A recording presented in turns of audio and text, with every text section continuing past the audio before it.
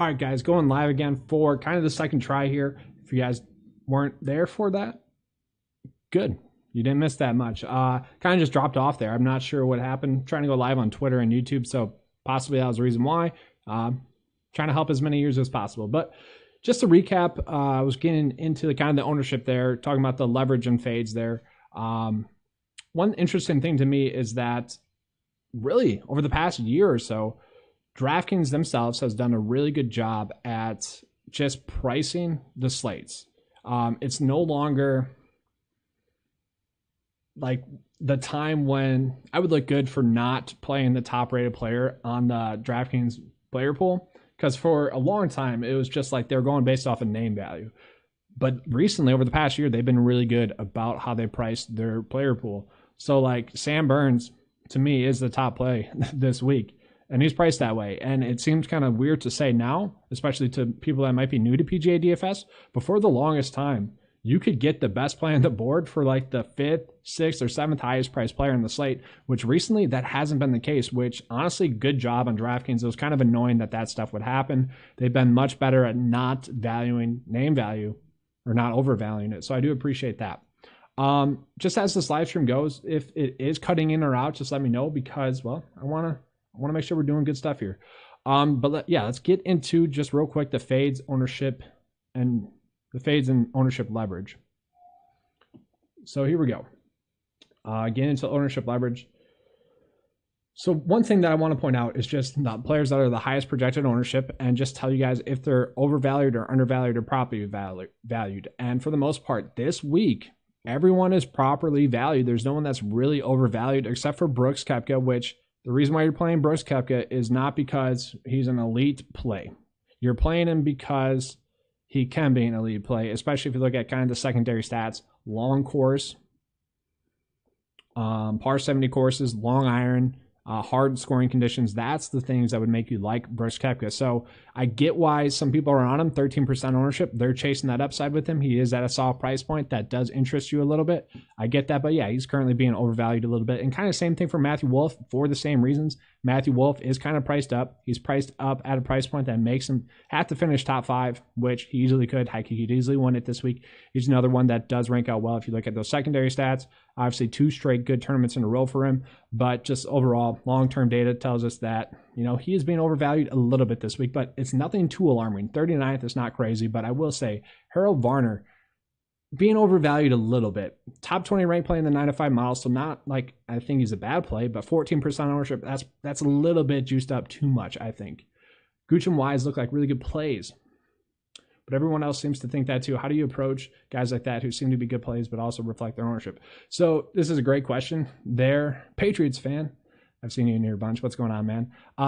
Yeah, so that's a great question. So really, honestly, I hate to sound like a broken record, but ownership in fantasy golf is probably the most over talked about thing that there is possible. And I know I'm talking about it right now. It's a fun thing to talk about. It's content. It's really fun. It's engaging. It makes you think, open box thing. But at the end of the day, it doesn't really change anything that much. Personally, I think it matters more in like cash games than it does in GPPs, because in GPPs, I've never like kicking myself for being on someone too much or anything like that. Or like, I don't really fade chalk because for the most part, they're good players. Now, if someone's overvalued a little bit like Matthew Wolff, maybe. I'm not on Brooks Koepka this week, but he's not really chalk. There's not too many chalk players as well. We look at Sam Burns, Taylor Gooch, and Aaron Wise, 20% ownership. That is a lot, but at the end of the day, they're priced correctly. I brought this example up previously as well. In tournaments like last week I could have took down a GPP. The difference between last week for me was literally just not having Victor Hovland in my 6-for-6 lineups. The ones that I had 6-for-6 across the cut line were like Justin Thomas, Abraham Manson, Aaron Wise type of lineups, where if you just sub in Victor Hovland, I have a good chance to take down a GPP. It's all about the focus should be on getting the right players into your player pool, and it all depends on your player pool size as well. But, you know, Taylor Gooch, Aaron Wise, you're not going to get that much of a leverage on them in GPPs just because, well, they are the correct play. If they hit like they typically do, players like that, they're going to top 5 more than they miss the cut. But you could maybe, for example purposes, let's just say that, you are worried about Taylor Gooch and Aaron Wise's ownership a little bit. You could sub in, let's find a play here. So I'm just going to their price point range just to see if we can sub in anyone. And a like play is what I'm searching for. Let's go up a little bit higher there with that. All right, so Taylor Gooch and Aaron Wise. You could sub in, well, he's priced up a little bit too much, but you could sub in Cameron Smith, who actually does rank out as a great play. You could sub him in, and that way you're not really losing much. He's just as good of a play, a little bit undervalued. If Gooch misses the cut or Wise misses the cut, you're gaining a lot there. You're more likely to cash then. You could go that route. Personally, I just like to put out the best lineups I can possible and hope for the best. And, that's been working out a lot recently. So just going to continue to try to nail down the player pool. Then at the end of the day, come back to it on Wednesdays and focus on the ownership a little bit. Long way to answer. I don't want to say simple question, but kind of a simple question. Sorry about that. But yeah, it's just something fun to look at. I will say, let's find some lower priced ownerships here. Like Russell Henley, he's a guy that's so hit or miss. I don't mind him. Patrick Reed not ranking out too well, but I could see him winning. Jason Kokrak, a guy that's kind of a standout play, being underowned, undervalued. Cameron Tringale missed the cut last week, but played well at this tournament last year. Had been playing really well prior to that. Last week wasn't a tournament in which you wanted to use Cameron Tringale anyway. So, those are two guys in which I do think you can gain a lot of ownership leverage on them. Yeah, so I was making my betting card video right before this, and the simple summary of it was like, I'm literally just going to bet the best picks. I'm going to bet the players that are checking all the boxes this week. It's going to be Sam Burns. It's going to be Taylor Gooch. It's going to be Maverick McNeely, and it's going to be Aaron Wise. They're just the best plays. They are. If you wanted to throw someone like EVR, Mackenzie Hughes, Taylor Moore. Taylor Moore is the guy that I mentioned on the video. I'll be posting that later today. But he is a standout play as well. Kind of at his price point, I think he has a decent shot to do well. But yeah, looking at Sam Burns, stud. Just a stud. We can look at that and see. Better on Bermuda greens. A little bit better Parkland-style courses. Just a really strong play overall. 7 top 10s out of 22 starts. That's phenomenal. But we want to look at Aaron Wise and Taylor Gooch, the guys that are being talked about a lot. And I will say, so far this year, the players that are standout plays have not missed the cut. They've all finished well. So that's a good thing. That's a good thing we got going, especially these higher priced players. I remember last year, there were so many just players that were checking the boxes that were just elite plays that were missing the cut randomly. And it'd be like by one, and it would hurt. So yeah, Taylor Gooch here. Second ranked player in the 9-5 model this week. Just great recent form. That's why. 10th best recent form out of anyone in the field. And if you wanted to skew that for like the last 4 weeks, he'd probably be the best. 11th, 5th, 11th, 4th. That's phenomenal. Just going down, looking at the secondary stats, nothing would suggest that he's going to struggle here. If anything, maybe slightly better given the, course details, the specialist, if you want to look at it that way. I'm playing some good golf. Over the past year, 6 missed cuts, 18 made cuts. But obviously we're focused on what he's done recently. So yeah, Taylor Gooch going to be rocking with him, and then getting to Aaron Wise as well.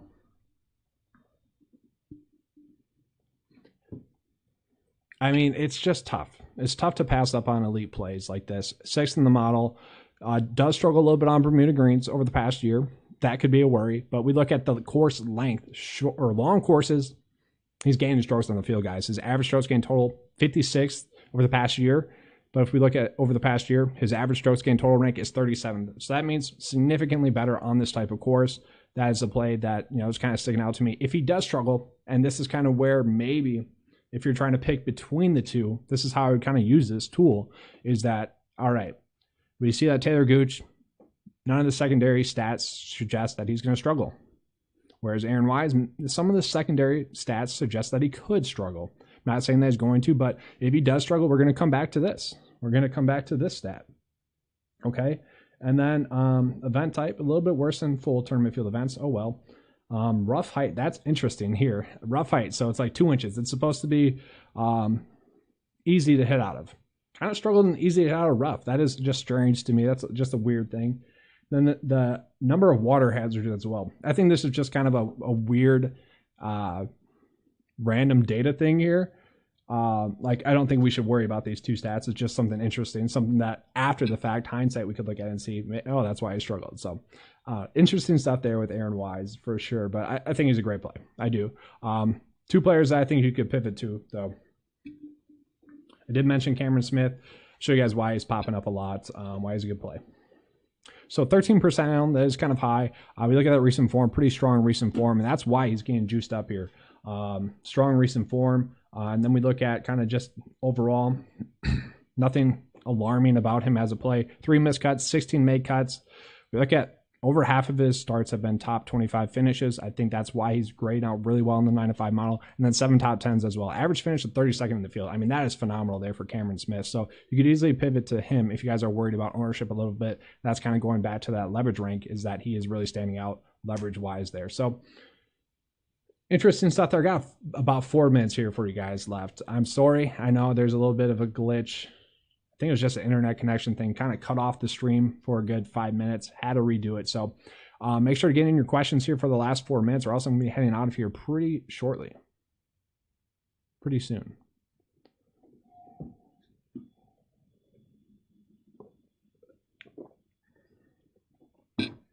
Just out of curiosity, let's pull up the custom model here. Let's sort by average finish on long tracks. Just a fun thing to do.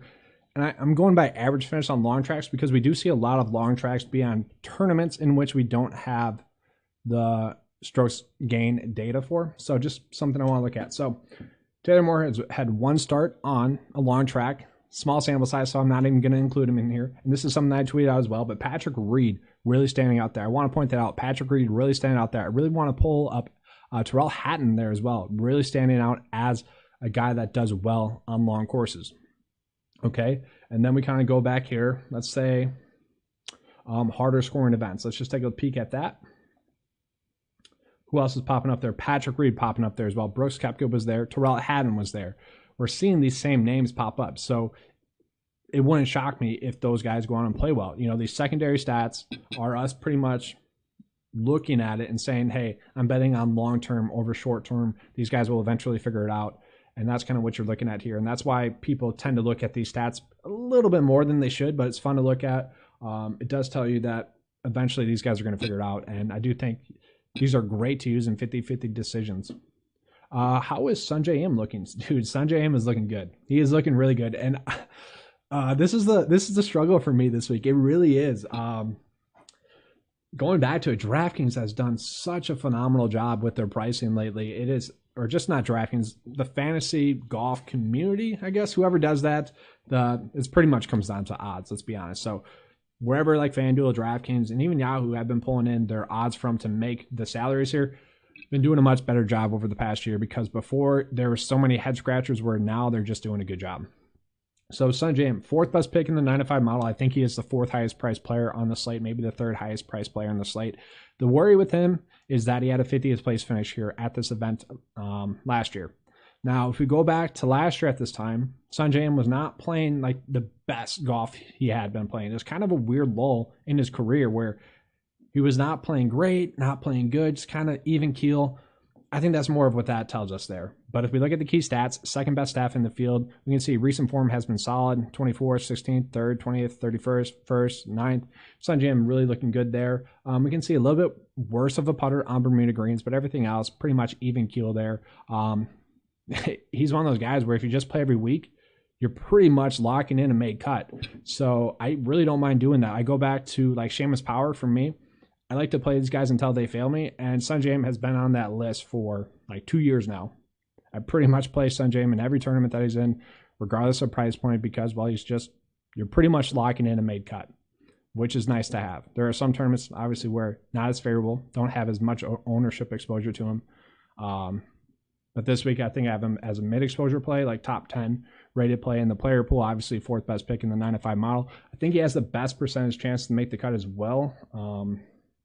So take that for what it's worth as well. Got about 2 minutes left here, and then I'm going to be getting out of here. So if you guys don't have any more questions, I'm going to be getting out of here. But at the end screen right now, pretty good live stream. I enjoyed this one. Gotta talk some ownership. Always fun to talk that, but once again, that should be kind of the last thing you focus on, really overall. But yeah, just recapping real quick. So, players that I am not as high on as kind of the rest of the field. A little bit of Matthew Wolff, a little bit of Brooks Koepka, a little bit of Patrick Reed. Those are guys all make like good outright bets. So like if you're fading them in DFS, I would honestly say put a little bit of them on your betting card because they could win. And that's kind of this week. There's a lot of players that could win. They have the upside to win.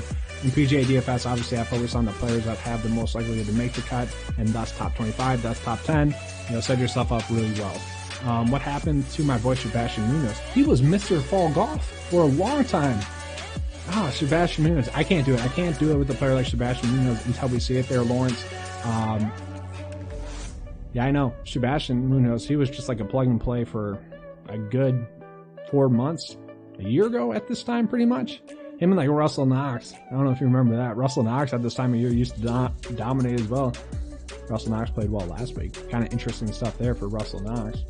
But yeah, just real quick, wrapping up the outright bets as well. I'm just keeping it simple. I'm playing the best picks. It's as simple as that. Time and then time again, that's going to be the best results. So for me, it's going to be Sam Burns, Taylor Gooch, Aaron Wise, Maverick McNeely. I wouldn't exactly, I guess, consider him the best, but he's checking all the boxes this week. I think he's going to be a standout play. And then Taylor Moore. Taylor Moore is someone I probably should have mentioned a little bit more. Oh gosh, I just reminded myself. I made a horrible pun on the TikTok video that I'm going to post. Yes, the TikTok video. I'm sorry, guys. I'll be on the write-up as well. It's a horrible Taylor made pun. It's bad. But he's played well on the Korn Ferry Tour over the past like 3 months. Played well on the PGA Tour thus far. Missed the cut in his first event. Other than that, been playing well. We saw that data sheet pop up there earlier. The specialist custom model, if you want. Played well on the longer track. So Taylor Moore, a guy that I don't mind as well. But that's all I have for you guys for this week. Hopefully you guys have a good PGA DFS week. Let's have a good week. And as always, guys, let's keep cashing. All right, I'm out.